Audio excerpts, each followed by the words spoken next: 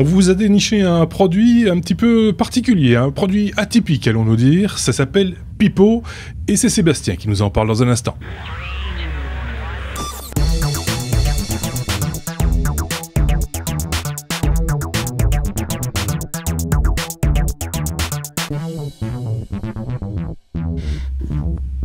Petite précision, Pipo, c'est la marque. C'est ce que Sébastien vient de me dire. Bonjour Sébastien, c'est toi qui vas nous parler de ce produit et on aura droit à quelques commentaires de la part de Patrick qui nous rejoint et qui nous rejoint également pour ce hors-série. Pipo, c'est quoi? C'est une marque. J'imagine qu'après il va nous citer le modèle. De quoi s'agit-il, Sébastien? Alors Pipo, c'est un produit qui est assez difficilement descriptible sans l'image, et donc tadam. Tadam. Alors pour ceux qui n'ont pas, on va quand même essayer de vous expliquer. Il faut le décrire quand même un minimum. Ouais. Ça ressemble à une tablette, mais c'est tout sauf juste une tablette, parce que en même temps d'être une tablette, vous pouvez le poser gentiment sur votre bureau et il y a un angle qui est d'office de, je sais pas, une 15-20 degrés. Bon, c'est comme une tablette qui aurait plus d'épaisseur d'un côté que de l'autre, en fait, si je peux me permettre une description. C'est ça. Une tablette que vous avez posée sur un repose-livre. Voilà, par exemple. Et donc c'est une petite tablette, hein, c'est 7 pouces, 8 pouces, merde, je sais plus, je pense que c'est du 7 pouces, mais j'ai perdu les specs. Donc c'est une toute petite tablette, et l'énorme avantage de cette bestiole, c'est que ça a plein de ports. Donc en général, quand vous avez une tablette sur un Android, vous avez droit à un port micro USB et péniblement parfois un USB, mais c'est rare. Ici, vous avez sur le côté 2 ports USB, les boutons pour le volume et compagnie, et sur l'arrière, encore 2 ports USB, une sortie HDMI, et une sortie, une entrée LAN, et en même temps un micro USB pour l'alimenter, et ainsi que moyen de mettre une petite carte mémoire. Donc vous avez plein de ports sur ce truc, ce qui est assez utile, et en fait, pourquoi? Parce que ce n'est pas juste de l'Android, c'est une machine qui est en dual boot. Non seulement elle fait de l'Android si vous avez envie, mais en plus elle fait du Windows 8, 8.1 même, sur base, et c'est un processeur Intel. Donc on n'a pas un Windows 8, mais c'était RTM. Le truc, non. Ici on a un vrai Windows 8 classique sur un processeur Intel alors 36F. Donc c'est un 4 cœurs à 1 gigabyte. Donc c'est suffisamment puissant pour sortir une image de qualité. On a essayé de tourner le truc en regardant quelques petites vidéos dessus, YouTube, compagnie. Ça tourne. Faut pas non plus espérer un truc qui dépote pour jouer au tout dernier jeu. Hein. Donc c'est une tablette qui est juste là pour surfer. C'est ça, c'est ce que je vais dire. Pour consulter des pages web joliment faites, ça peut le faire, quoi. Voilà. En fait, Pipo, c'est une marque chinoise, si je me rappelle bien, donc asiatique quelque part par là, qui est assez connue, qui fait des produits les milieux de gamme, qui ont en général des tablettes pas trop chères, et ils sont basés sur la X7, si je ne m'abuse, qui est exactement la même chose, sauf que ils ont rajouté le dock en dessous avec tous les ports et le fait de pouvoir le poser sur votre petit bureau. Alors qu'est-ce que j'ai dit? Vous voyez ce genre de produit, directement vous dites mais ça sert à quoi? Exactement, c'est la question que j'allais te poser. Bon c'est bien, t'as un truc qui boot sur Windows, un truc qui boot sur Android, et c'est pas portable, non, pas trop portable, c'est un son de piètre qualité, hein, je vous dis, parce qu'on voit les petits baffes sur le côté, mais petit trou pour les haut-parleurs, petit trou pour les haut-parleurs, mais je suis sûr c'est piètre qualité. Écoutez, je veux dire, nous on l'a utilisé pour pouvoir faire des tests pour des applications industrielles. On dit ça a une possibilité où on peut avoir de l'Android pour un affichage et des périphériques branchés dessus. Mais en deuxième lieu, moi je me dis c'est génial pour mettre à côté de ma télé ou dans ma cuisine. Si tu veux une info dans la cuisine avec une tablette Android, ça peut se voir. Il y a quelques années, on se dit c'est du délire, c'est trop cher. Ici, on a un truc qui coûte pas trop cher, on le fout dans sa cuisine, et dans la cuisine, qu'est-ce qu'on veut? On veut pas un truc qui soit plat, on veut pas forcément un truc qui soit planté au mur, on veut un truc qu'on sache lire, quand on est debout, à côté du plan de travail. Et donc ça, c'est un angle qui est plus ou moins parfait.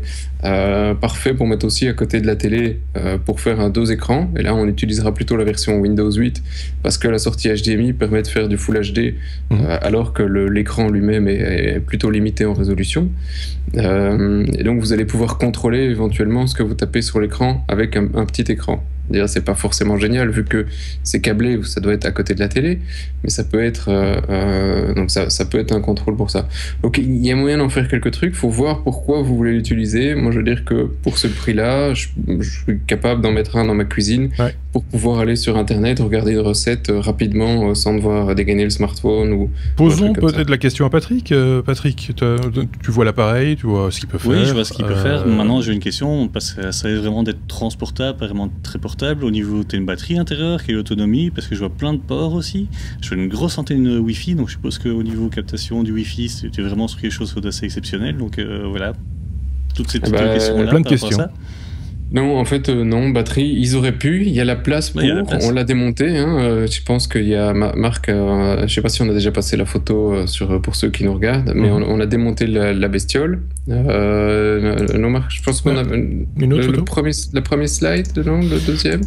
On veut le voir. Le deuxième, le deuxième. Je pense qu'effectivement, on a démonté la bestiole et on a regardé, il y a franchement de la place en dessous pour mettre une batterie. Mais ils ont décidé de plutôt partir sur un modèle de base, le tout premier, parce que c'est le premier du genre, hein, je veux dire, ça se trouve assez rarement ce type de produit.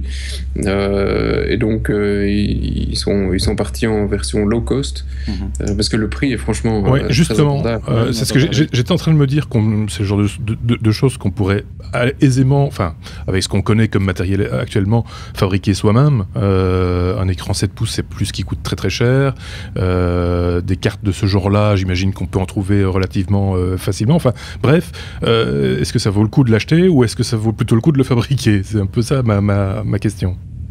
Alors effectivement, tu peux le faire toi-même, mais si tu veux rajouter les ports, si tu veux rajouter le fait d'avoir tous tes trucs, ton Bluetooth, t'as 32 gigas de stockage, le machin, tout le bazar, bah je doute que tu arrives en dessous de 100 €. D'accord. Et or, là, avec la bestiole, avec le case, hein, parce que tu as aussi le boîtier qui est fait gentiment, tout propre et tout, bah c'est pour le moment, tu sais en avoir à 95 €. Normalement, le prix officiel est à 150, 160, mais depuis qu'on l'a, ça fait 2 mois, elle est toujours en promo à 95 € sur l'un ou l'autre site. Comment font-ils?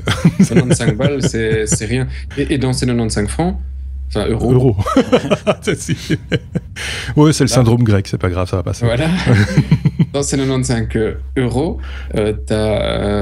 qu'est-ce que j'ai à dire aussi? T'as la licence, hein, parce que Android c'est gratuit, d'accord, mais t'as une licence pour Windows dessus. Ok, Windows 8, gratuit, tout le bazar, mais il y a 5 ans, la licence de Windows t'aurait déjà coûté largement ce prix-là, quoi. Donc non, ça vaut rien. Au-delà du fait que effectivement dans certaines utilisations dites industrielles, toi tu le verrais, enfin toi tu l'utilises, Seb, ou en tout cas tu envisages de l'utiliser prochainement dans tes activités, ou pas du tout, ou c'est juste un test, c'est pour voir à quoi ça ressemble? Bah, à la base, c'était plutôt un test et de voir si la bestiole était suffisamment stable sur du long terme. Donc on n'est pas encore arrivé au test de voir si elle tient le coup pendant plusieurs jours sans s'éclater la tête. Alors il faut dire qu'au boot, je trouve que c'est pas encore ultra pratique. Tu dois choisir à chaque boot entre Windows ou Android. Et de Windows, tu peux rebooter en Android. Mais d'Android, pour retourner sur Windows, bah, tu peux pleurer, tu dois éteindre la bestiole, rallumer la bestiole.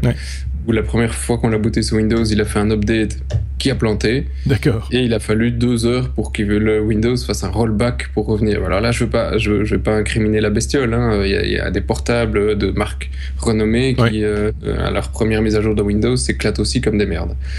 Donc voilà, question industrielle, je trouve que il y a un potentiel parce que la machine coûte que dalle. Et tout en coûtant si peu, il y a plein plein de ports. Donc il y a plein de ports, il y a plein de connectivité, il y a plein de possibilités, quoi. T'es pas limité en disant demain, merde, je voudrais faire un truc avec du Bluetooth. Bah oui, mais c'est bon, t'as ton Bluetooth dessus, t'as un LAN, t'as du Wi-Fi, t'as tout, quoi. Est-ce qu'elle est accablée est-ce qu'il y aurait moyen, je sais pas, de zapper toute la couche d'installation d'OS, de mettre autre chose, de plus stable peut-être, alors stable, j'ai pas eu de problème de stabilité jusque-là. Non, mais stable à l'allumage, tous les problèmes que tu viens d'évoquer. Alors a priori les pipeaux, il y a pas mal de gens qui bidouillent et qui font leur propre ROM, parce que c'est une marque assez connue, donc il y a pas mal de gens qui dérivent des trucs dessus, donc je pense qu'il y a moyen sans trop de problèmes. Mais bon, ça reste réservé aux bidouilleurs, c'est pas monsieur tout le monde qui va brancher un disque USB ou un lecteur CD et commencer à installer son Windows dessus, ça me semble pas si évident que ça. Patrick, une remarque, un commentaire, t'as envie d'en faire quelque chose? Bah oui, j'aurais bien ça dans la cuisine, ça peut être vraiment très chouette pour des recettes, pour suivre des recettes. En plus, c'est vrai que la première illustration, si vous avez l'image, est assez évocatrice. Ce sont des recettes de cuisine qui sont dedans. Donc c'est clairement, enfin, si un usage a été défini au départ dans le cahier des charges de la fabrication de cet outil, c'est sans doute une des voies vers laquelle les concepteurs ont voulu aller. Ça me semble assez évident, Seb. Oui, la cuisine ou la table de nuit ou pour regarder un truc. Je veux dire, tu regardes jamais toi le soir un petit truc sur ton GSM? Non, mais ça peut être aussi au niveau professionnel sur un desk pour un inventaire, un magasinier ou un truc comme ça qui aurait besoin. Ou un desk d'accueil. Oui, un dashboard aussi. De société ou ce genre de choses là, tu peux avoir en un seul clin d'œil la vue sur. Et de l'usage des ports USB, il y a pléthore de choses à en faire en plus. Je pense qu'on a fait le tour de ce produit, il n'y a pas grand chose d'autre à en dire, il faut être honnête, Seb. Non, juste que voilà, c'est un des premiers pour moi qui utilise ce type de form factor, même si les spécifications ne sont pas terribles. Enfin, elles sont très bonnes, mais voilà, c'est pas un foudre de guerre, mais je pense qu'il y en a d'autres qui vont suivre. Ok, je pense que voilà, il a une référence, ça c'est le Pipo, c'est la marque, on l'avait dit, la référence du X8, voilà. Oui. Si vous avez des idées, quoi faire avec le X8, on va lancer un pipoton. Si vous savez quoi faire avec le X8, n'hésitez pas à nous le faire savoir, ça nous intéresse aussi, et si vous avez dans vos escarcelles des produits aussi atypiques que celui-là, n'hésitez pas à nous le faire savoir également en commentaire. Les commentaires qui sont toujours les bienvenus. Merci Seb pour ce hors-série, et puis merci également aux commentaires de Patrick. Au revoir. À très bientôt. Au revoir.